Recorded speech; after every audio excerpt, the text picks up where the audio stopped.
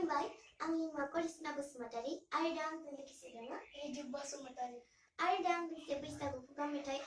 रोजाबनो सानदों माबाफोर गोरोन्थि जानो हागौ बयनिसिमबो खर' गंग्लायै निमाहा बिनाय जाबाय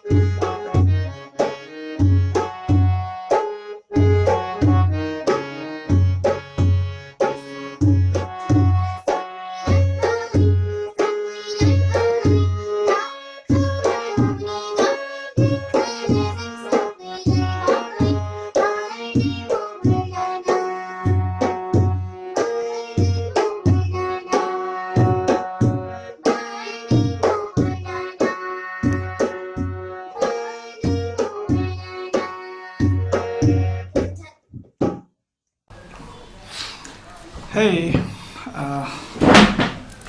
hello, video ko naijabnaini थाखाय thank you to all of you. First of all, thank you to all of you that we have reached 6.3 subscribers, right? 6,300 subscribers जाबाय आरो बेनि थाखाय जोबोद गोजोननाय बावहरबाय ओमफ्राय आङो मोनसे आइडिया लानानै फैदों आरोना जेनेबा नै बिसोर भिडिअखौ नायबायना फंबाय बिनानावमोना जा मोजां दामो राइट बिसोरना एसे टेलेन्ट दं आरोना जों बिसोरखौ दा सापर्ट खालामबाय थाबा मा थिग बिसोरो सिंगार जाहैनो हागोन राइट मिउजिशियान जाहैनो हागन स' I came up with this idea right जेनेबा नोंथांमोनाव जिखुनु टेलेन्ट दं right singing, dancing, you make vlogs on YouTube, you are a dancer, you make comedy videos, skit, you make short stories, anything, but music teaser, but film trailer, I will upload on my channel, right, for free as a promotion, right. Promotion baji आंनि channel upload खालामना होगोन आरोना जेनेबा if you are जेनेबा नोङो जेनेबा vlogs बानायो आरोना आंनो मोनसे सिम्पल भिडिअ बानायदो 2 minutes बा 3 minutes नि आङो आंनि चेनेल आपलोड खालामगोन ओमफ्राय कमिउनिटि पोस्टआव होना होगोन ओमफ्राय लिंकखौ डिसक्रिप्शनाव होना होगोन आरोना मानोना फार्स्ट जेनेबा नोङो इउटिउबाव स्टार्टिंआव फार्स्ट 1K साबस्क्राइबार्स मोननो थाखाय बिराद खस्थ' जायो आरोना स' जेनेबा आं एसे हेल्प होनो हाबा राइट आइ फिल भेरि गुड आं मोजां मोनगोन जेनेबा 6,300 साबस्क्राइबार जेनेबा आदायानो नायोबा आदाखौ जेसेबां मोनदो जेनेबा 3,000 बादेबाव जेनेबा 500 जन नायोबाबो एटलिस्ट सोरबाबो जेनेबा पाब्लिकनि सायावसो बिसोर गावसोर मोजां मोनबा साबस्क्राइब खालामबाय मोजां मोनबा शेयार खालामबाय गावसोरनि लोगोफोरजों बा एक्सेट्रा आरोना जेनेबा बे आइडियाखौ लानानै फैदों आरोना मोजां जागोन ना जाया माने बानायनायनोसै आरोना ट्राइ करने में क्या जाता है ना ब्रो स' बै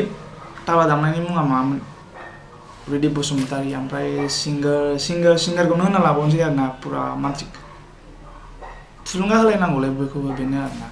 माने लाइफआव मा बुस्थु नांगौ ज'स नांगौ ज'स थाबानो जिखुनु खामानिखौ मावनो हायो इनडाइरेक्टलि ज'स नोंनाव ज'स दं खामानि मावगोन खामानि मावनानै फैसा मोनगोन एभ्रिथिं ज'स दं फरायगोन रिजाल्ट विल बि फालु स' बेनोमोन आरोना दिनैनि एपिसडआ ओमफ्राय बेखौ शेयार खालामलाय जेनेबा मालायफ्रा मोनथिनायनि जेनेबा फ्रियावनो प्रमोशन खालामना होगोन मागोन ओमफ्राय आंनिखौबो if you like my work, like, share, subscribe, and see you guys in the next video. Bye bye, till then, take care, share love, peace, joy, and harmony. Video ko आंनि माबायाव हरनो हागोन, Instagram बा Facebook हरनो हागोन. For that you must follow me on Instagram and ओमफ्राय Facebook फ्रावबो गाहायाव होनाय दं description आव Instagram ओमफ्राय Facebook नि लिंकआ. Go, and if you have got talent, just let's grow together, right?